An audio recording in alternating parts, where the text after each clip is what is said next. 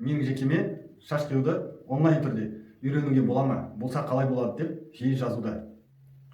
Қазір мен сізге дәлел ретінде қайшымен жұмыс жасауды үйретемін. Алдымен қайшына қалай ұстау керек, соны үйреніп алайық. Міне мына саусаққа қайшын саламыз. Міне осылай ұсталынады. Міне и саусақты міне и қиямыз. Міне қиямыз и мына қолға тарақ ұстаймыз. Тарау үшін. Міне қидық, тарақ, қидық, тарақ. Тарақ ұстау үшін міне былай істейміз.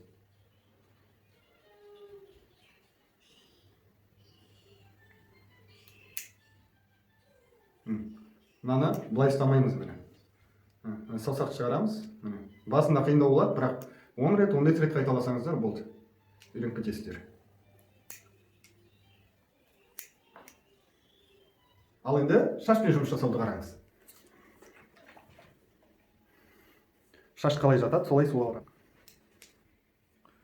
Сосын тарақпен көтереміз, саусақты саламыз и қиямыз. Қайтадан тарақты саламыз, саусақты қоямыз, тарақты мына жерге қоямыз, міне, и қиямыз. И қайтадан тарақты саламыз, сәл артқа тартамыз, саусақпен сразу қысамыз, міне, и тарақпен көтеріп жібереміз. Осылай таралып тұру керек. И қиямыз, сол кезде ровно шығады міне.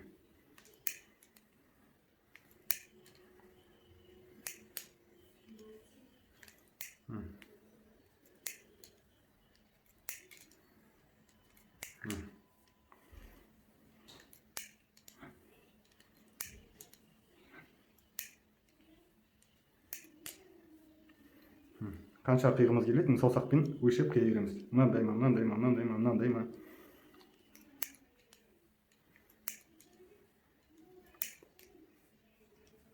Міне.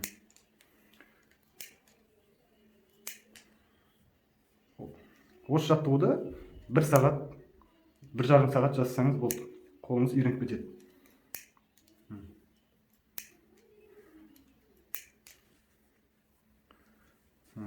Осылай тараймыз. Вот осылай. Дәл осындай қарапайым жолдармен сізге шаш қиюды үйрете аламын. Сіз шаш қиюды бір рет үйреніп аласыз, сосын кез келген кезде керегіңізге қолдана бересіз. Сіз қазір өзіңіз жұмыс жасап жатсаңыз, оның өзі бір өнер. Шаш қию өнерін тағы үйреніп алсаңыз, сізге пайдасы болмаса, ешқашан зиян тимейді. Және онлайн түрде үйде жатып, кез келген уақытта үйрене берсеңіз болады. Курстың бағасы төменде жазулы. Қатысам десеңіз, биода WhatsApp сілтемеге өтіңіз.